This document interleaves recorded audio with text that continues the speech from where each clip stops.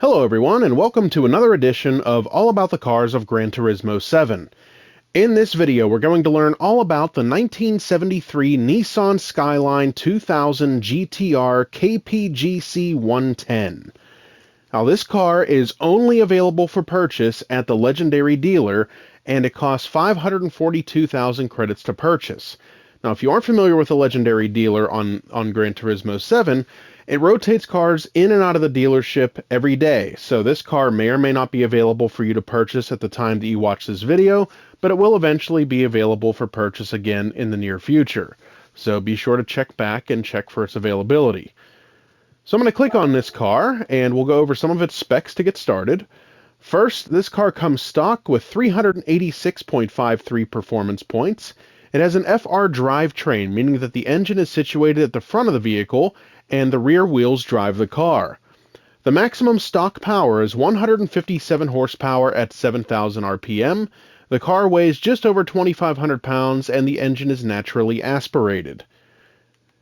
Now we're going to click on Learn More and see what McKeel has to say about this car. The 1973 Skyline GT-R is often considered almost mythical because of its extremely low production numbers. It is nicknamed the Ken Mary GT-R in reference to the Ken and Mary commercials used to promote the C110 Skyline. The base model is the C110 Skyline that debuted in 1972, the direct successor to the legendary Hakosuka GT-R. The exact model code of Ken Mary GT-R was KPGC110, and sales began in January of 1973. However, the Ken Mary GT-R was only sold for 3 months after its debut.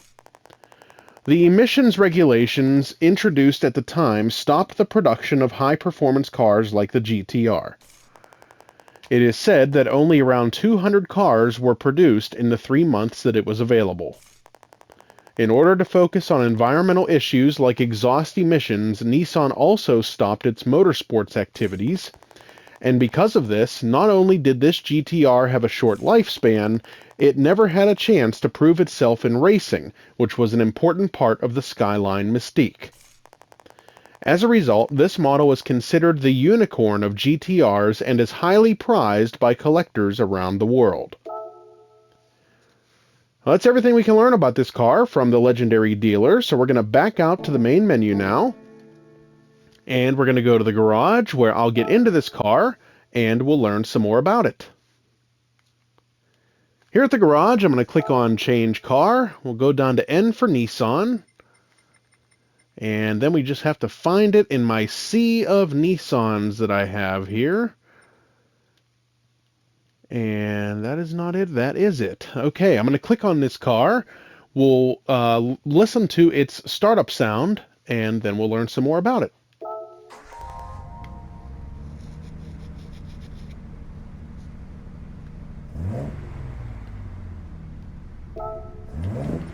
Alright, we're going to click on Car Collection, go to this vehicle, and we'll learn some more by reading this short description about it. Only 197 examples of this GT-R were made before it was discontinued because of stricter emissions standards. The C10 Skyline, more commonly known as the Hakosuka, was succeeded by an all-new model in September of 1972. The new car, designated C110, came to be known as Ken Mary because its commercials featured a couple of models named Ken and Mary. The car was an instant hit thanks to its attractive styling and excellent performance. The Ken Mary also included the 4 round headlights that defined previous Skylines. The top-of-the-line GT-R was added to the Ken Mary lineup in January of 1973. This car was designated in-house as KPGC110, and it came equipped with the same legendary engine as its predecessor, the S20 Inline-6.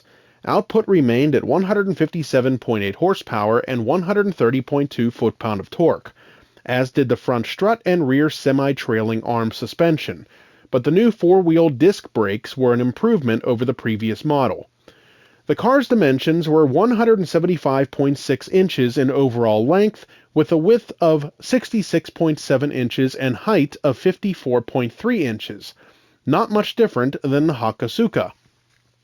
The Kenmary GT-R should have won many races, but it wasn't able to compete because of stringent emissions regulations. You see, the S20 Inline 6 was virtually a pure race engine, which meant it could not adhere to the new emissions laws. So Nissan made the difficult decision of shelving the Kenmary after only 3 months and 197 units produced, without it ever having raced. The GT-R name would lay dormant for another 16 years until it returned in the form of the R32. So a lot of great information about this legendary vehicle.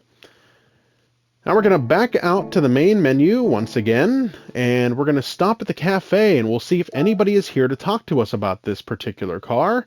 And in this instance, there is no one here. If there was, they'd be next to this trophies icon. But no problem, we're going to make one final stop at the tuning shop where I'll show you everything that can be done to improve this car's performance and power. So here at the tuning shop, I have not done anything to this car to improve its performance, but I will show you everything that can be done to it to give it more power and more speed. Under the sports category, everything here is available for purchase. Under Club Sports, same thing. Everything on this page is fair game and can be added to the car.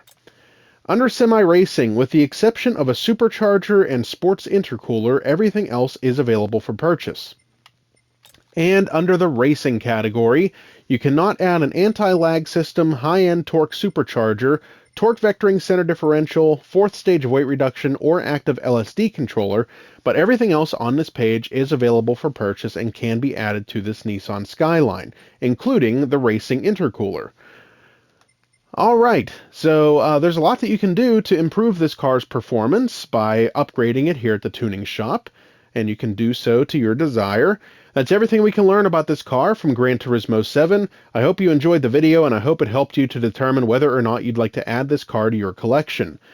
Stay tuned for more videos highlighting all of the cars of Gran Turismo 7. Don't forget to like and subscribe to our YouTube channel. Thanks for watching. We'll see you next time.